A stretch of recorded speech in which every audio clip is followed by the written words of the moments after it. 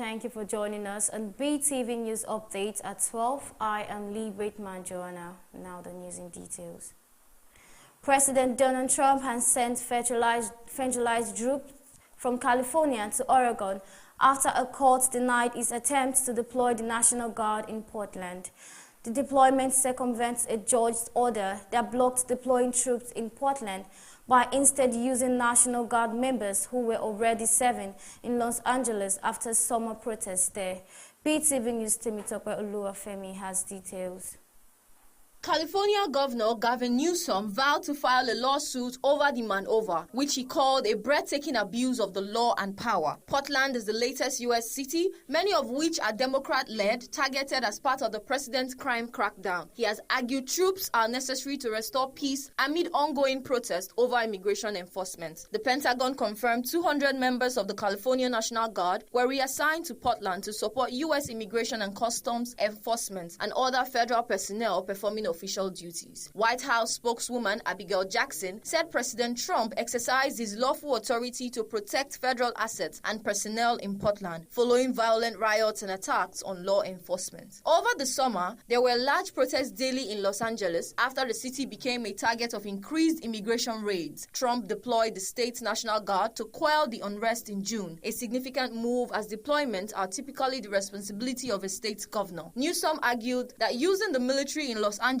was unnecessary and inflamed tensions. Trump said it saved the city from burning to the ground. The Trump administration redeployed those same troops who were still in Los Angeles to Portland. Protests have been ongoing in Portland and other cities over the Trump administration's increased immigration enforcement. Portland in particular has long drawn Trump's ire over its alleged concentration of people his supporters described as Antifa, short for anti-fascist. The president recently signed an executive order designating the group, which is a loosely organized movement of far-left activists, as a domestic terrorist organization. The Portland deployment came one day after Trump authorized the deployment of 300 National Guard troops to Chicago to address what he says is out-of-control crime. Chicago has also seen protests over increased immigration enforcement. On Saturday, protests became violent, with immigration authorities saying they opened fire on an armed woman after she and others allegedly rammed their cars into law enforcement vehicles.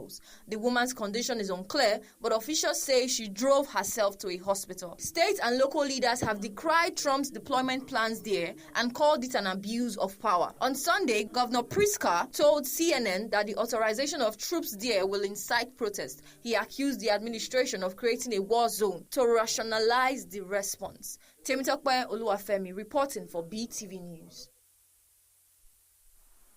Sébastien Lecornu has resigned as France's Prime Minister just 2 weeks after taking office.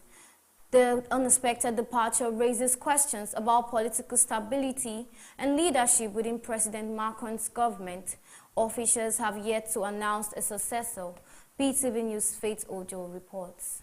Mr. Lecornu's resignation comes after he appointed his cabinet and after political rivals threatened to topple his government. He announced on Sunday that he had appointed his ministers, with the new cabinet set to hold its first meeting on Monday afternoon. But the lineup had angered political allies and foes alike, who either criticized that it was too right-wing or not right-wing enough. Mr. Lecornu, 39, an ally to Mr. Macron, was the 7th prime minister appointed by the president and the 5th in just 2 years. His sudden resignation on Monday morning was unexpected and unprecedented and resulted in French stocks and the euro dropping sharply. French banks were leading a financial market sell-off, with the Société Générale down by more than 6% on CAC 40 in the moments after the announcement, while BNP Paribas and Crédit Agricole were also sharply lower. The index was 1.5% in the red. The euro also fell back against sterling and the dollar, while French government borrowing costs reflected on bonds markets hit levels last seen almost a month ago when the country was back in the same political stalemate. Faith Ojo, reporting for BeeTv News.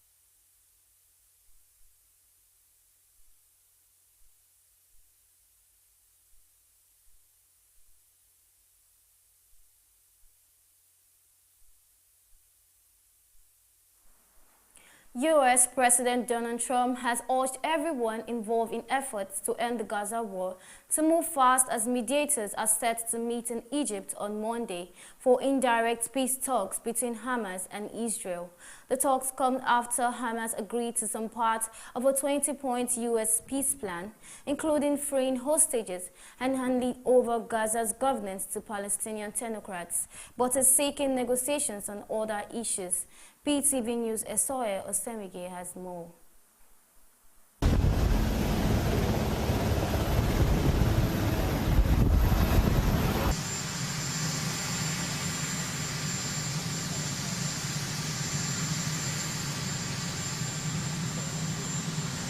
The group's response did not mention the key demands of its disarmament and playing no future role in Gaza's governance. Writing on social media that talks had been very successful, Trump said, "I am told the first phase should be completed this week, and he is asking everyone to move fast." The U.S. president added that time is of the essence or massive bloodshed will follow. Speaking to reporters earlier, Trump said he thought the hostages would start to be freed very soon. When asked about flexibility over his peace plan, Trump said, "We don't need flexibility because everybody has pretty much agreed to it, but there will always be some changes." Meanwhile, Israeli airstrike continued in Gaza, despite Trump telling Israel to immediately stop the bombing on Friday after Hamas responded to the proposed plan. Israeli government spokesman Shosh Bedrosian told reporters on Sunday that while certain bombings have actually stopped inside of the Gaza Strip, there is no ceasefire in place at this point in time. Bedrosian said Prime Minister Benjamin Netanyahu had given orders to fire back for defensive purposes if there is a threat to their life in the battlefield in Gaza. Report from Gaza says Israel continued airstrikes and tank fire overnight and into Sunday, destroying a number of residential buildings in Gaza City. A BBC correspondent held explosions from inside Gaza and saw a plume of smoke while near the border in Kibbutz Be'eri, Israel, on Sunday morning. Another 65 people were killed by Israeli military operations in the 24 hours leading up to midday, Gaza's Hamas Run Health Ministry said. The U.S. Secretary of State Marco Rubio told the BBC U.S. news partner CBS that bombing needs to stop to facilitate a hostage release. The 20-point plan proposes an immediate end to fighting and the release of 48 hostages, only 20 of whom are thought to be alive, in exchange for hundreds of detained Gazans. Netanyahu said in a televised address on Saturday that he hoped to announce the release of hostages in the coming days. Netanyahu ordered the departure of the Israeli delegation for the crucial talks on Monday. A Hamas delegation headed by chief negotiator Khalil Hayya, one of the targets of an Israeli assassination attempt in Doha, Qatar, last month, was due to arrive in Cairo on Sunday night. U.S. Special Envoy Steve Witkoff, Trump's son-in-law Jared Kushner, and Qatari Foreign Minister Sheikh Mohammed bin Abdulrahman Al Thani will also attend. The talks are expected to be among the most consequential since the start of the war and could determine whether a path towards ending the conflict is finally within reach. Many Palestinians describe Hamas' response to the peace plan as unexpected after days of indications that the group was preparing to reject or at least heavily condition its acceptance of Trump's peace plan proposal. I am Esoye Osemige reporting for BeeTv News. 7 Al-Shabaab militants who attacked a high-security prison in Somalia's capital have all been killed. The country's government has said a huge explosion and gunfire were heard coming from Godgajilkau, a detention center that held Al-Shabaab's militants in Mogadishu on Saturday evening. BeeTv News' Esoye Osemige has details. In a statement, Al-Shabaab said it released all the Muslim prisoners from the facility and inflicted heavy casualty on those guarding the center. The militants disguised themselves as soldiers in order to enter the prison, government-run news agency Sona Live reported on Sunday. The government did not indicate how many of its security forces were killed during the incident, but gave its condolences to the families of the fallen heroes. Likewise, Al-Shabaab did not give a death toll for its militants. The fighting began at around 1640 local time. Godgajilkau is located located near the Somali presidential palace in the heart of Mogadishu. It is manned by Somalia's National Intelligence and Security Agency and hosts Al-Shabaab's militants and other high-profile detainees. The attack is a major blow to Nisar and is likely to raise questions about how the militants were able to assess one of the most heavily guarded areas in the capital. Al-Shabaab is affiliated to Al-Qaeda and has waged a brutal insurgency against the government in Somalia for nearly 20 years. Hours before Saturday's attack took place, the government had reopened key roads in Mogadishu, which were previously closed for security reasons, citing improvement in the city's safety. Esoher or Semegi reporting for BeeTv News.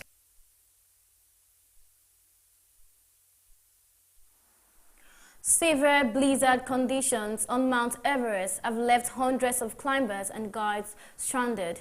Rescue efforts are being hindered by extreme winds, low visibility and sub-zero temperatures. Authorities are working urgently to locate and assist those trapped as weather conditions continue to worsen. BeeTv News Zainab Mohammed has more. A desperate rush to rescue hundreds of hikers stuck near the world's tallest mountain. A blizzard left nearly 1,000 people trapped on Tibet's eastern slope of Mount Everest, according to Chinese state media. Freezing temperatures and heavy snow putting local villagers and rescue team on a race against the clock. Alan Annett is a mountaineer and coach who has climbed Mount Everest. While some have already been rescued, many still reportedly stuck at altitude of 16,000 feet. Hiker Chang Wen made it out, but some in her group still recovering from hypothermia. She says the unexpected snowstorm was really frightening, adding she worried that lightning might strike their camp and kill them. The monsoon causing snowfall Friday evening and Saturday, also bringing heavy rain to neighboring Nepal. The army called in for rescue. Landslides and flash floods have killed at least 44 people according to authorities. Mohammed Zainab reporting for BeeTv News. Senator Eyinaya Arbaribe, who represents the Abia South Senatorial District, has appealed to President Bola Tinubu to facilitate the release of Nnamdi Kanu, the detained leader of the indigenous people of Biafra. While expressing appreciation to the president for extending the dividends of democracy to the southeast, Arbaribe emphasized that Kanu's release would bring greater joy and a sense of relief to the people of the region. He did the plea in Aba, where the president, represented by Minister of Works David Umahi, inaugurated several road projects executed by Governor Alexi Oti. Let me quickly respond to some of the comments, particularly the one made by distinguished Senator Eyinaya Arbaribe. Thank you for joining us and for making the request for the release of Nnamdi Kanu. I can assure you that I am engaging with Mr. President and he is favorably disposed to it. And I'm sure that in no distant future, Nnamdi Kanu will regain.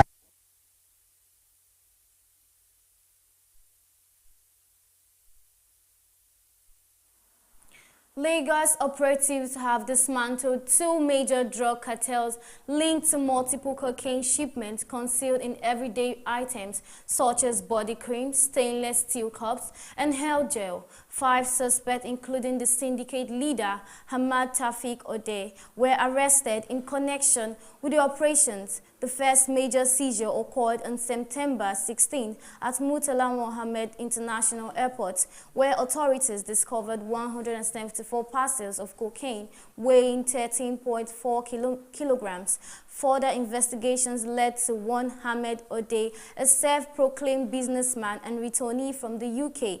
Another syndicate was uncovered in September with 3 UK-bound cocaine shipments traced to a furniture maker, Smith David Korede. Other seizures across states include 6.3 kgs of loud from Thailand, over 290,000 pills in Kano, and nearly 250 kg in Edo. In Lagos State, multiple suspects were arrested in Lekki, Mushin, and Alaba with large quantities of codeine, cannabis, and expired drugs.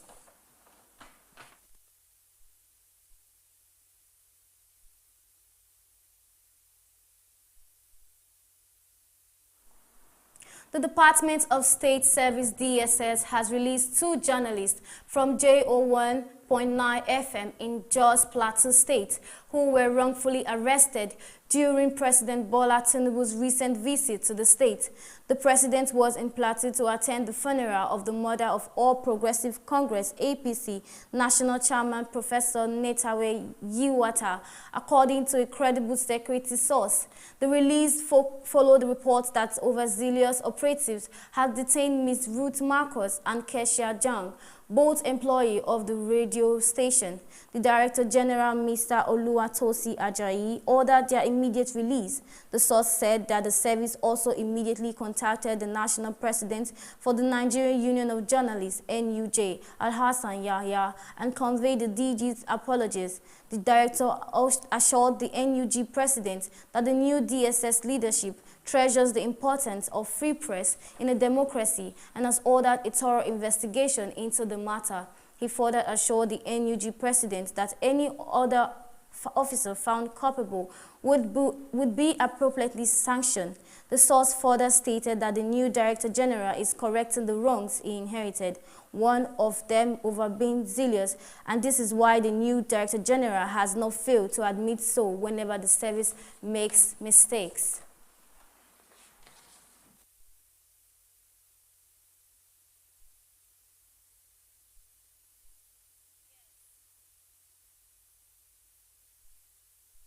And now to business news.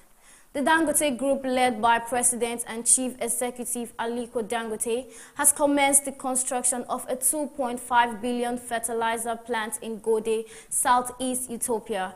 The project is a partnership between Dangote Group and Ethiopian Investment Holdings. Let's join BeeTv News Temitope Oluwafemi and more from Business The facility is designed to produce 3 million metric tons of urea annually, positioning it as one of the largest fertilizer complexes globally. It will utilize Ethiopia's natural gas resources from the Hila and Kalob Reserve to enhance agricultural productivity, food security, and employment across the Horn of Africa. The fertilizer plant forms part of the broader industrialization effort, with plans to expand into the production of ammonium nitrate, ammonium sulfate, NPK, and calcium ammonium nitrate. This expansion is aimed at making Ethiopia a regional hub for fertilizer production. The Ethiopian government has implemented economic reforms and infrastructure investment, including energy and transport networks, which have facilitated private sector participation. The Dangote Group aims to leverage its experience in large-scale industrial projects to support Ethiopia's transformation and regional development goals. The Nigerian naira has continued to strengthen in both the official and parallel foreign exchange markets, trading at 1,475 naira to dollar and 1,460 naira to dollar, respectively. This convergence is attributed to foreign exchange market reforms initiated by the Central Bank of Nigeria, which has reduced speculation and improved market transparency. Key reforms include exchange rate unification, introduction of the FX code, the electronic foreign exchange matching system, and the clearance of FX backlogs exceeding $7 billion.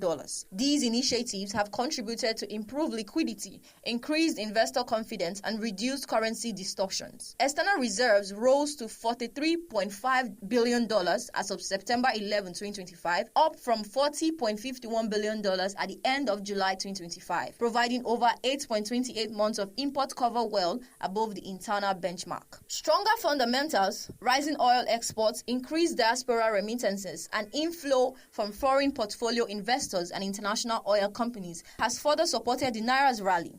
Nigeria's current account balance recorded a surplus of $5.28 billion in Quarter 2 2025 compared to $2.85 billion in Quarter 1. The CBN measures have resulted in enhanced transparency, boosted investor confidence, and stabilized Nigeria's foreign exchange environment. FCMB launches 1.60 billion naira share sale to meet CBN recapitalization targets. FCMB Group PLC has launched a new 160 billion naira public share offering to strengthen its banking arm, First City Monument Bank, and meets the Central Bank of Nigeria's new 500 billion minimum capital requirement for international banks. The offering involves the sale of 16 billion ordinary shares at 10 naira each and will remain open until November 6, 2025. This follows the bank's earlier 147.5 billion naira share sale, which achieved a 33% oversubscription and attracted over 42,800 investors, primarily via digital channels. The latest capital rise is the second phase of FCMB's three-stage recapitalization plan. The group plans to finalize the program by divesting minority stakes in 2 subsidiaries, with proceeds to be injected into the bank to meet the qualifying core capital threshold. FCMB reported a profit before tax of 79.3 billion naira, representing a 23% year-on-year growth. Gross revenue reached 529.2 billion naira, a 41.3% increase from 375.5 billion naira in the first half of 2024, driven by a 70.3% rise in interest income. However, non-interest income declined by 35.1% due to reduced currency revaluation gains. Digital expansion continues to contribute significantly, with digital revenues growing over 58% annually since 2022, accounting for 13.9% gross of earnings. As of June 2025, digital lending comprised 9% of the total loan book. The group's ongoing capital mobilization efforts aim to position the bank to meet regulatory capital requirements and support future growth. Temitope Oluwafemi reporting for BeeTv News. And lastly, on entertainment news, Natasha Osawaru, wife of Nigerian music icon Two-Face Idibia, has publicly demonstrated her support for her husband during his London tour. Videos shared via her Instagram story showed Natasha singing along to several of Two-Face classic songs, including African Queen, Ole, Be There, and the Yori Yori remix featuring Tu Baba. Let's join BeeTv News' Evelyn Izibili for details and more from entertainment news.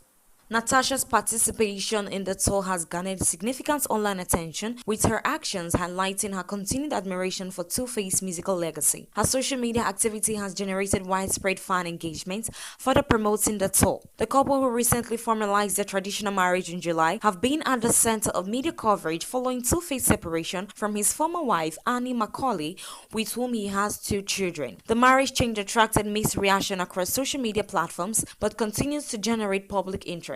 Following her 150 million naira win in Big Brother Naija Season 10, winner Imisi is expected to pay taxes on her earnings, as explained by tax expert Akin Akinwale. Under the Personal Income Tax Act, prize winnings in Nigeria are classified as taxable income and are subject to a 10% withholding tax. The cash component of the prize is typically taxed at source by the organizers before disbursement. As such, Imisi may receive approximately 135 million naira, depending on the structure of the total prize package, which could include endorsements, sponsorship, or non-cash gifts such as property or vehicles. Akinwale noted that while brand-sponsored items may be exempt from withholding tax, the monetary portion is legally taxable. The development has renewed public discourse on tax compliance and the responsibilities of reality TV stars and public figures following large financial gains. Nigerian actor Toby Makinde, best known for his role as Timini in the comedy series Jennifer Diary, has announced his engagement on his longtime girlfriend. The announcement was made via his official social media accounts, where he also shared engagement photos. Makinde disclosed that the proposal took place several months ago, marking a significant personal milestone. The post has since attracted congratulatory messages from colleagues, fans, and well-wishers across various platforms. The engagement marks a new chapter in the actor's personal life, complementing his successful acting career and public presence within Nigeria's entertainment industry. Evelyn Izebile reporting for BeeTv News. And that will be all on our bulletin. Thank you for joining us. Do stay tuned for more updates on our major news at 6. I am Lee Brittman Johanna. Bye for now.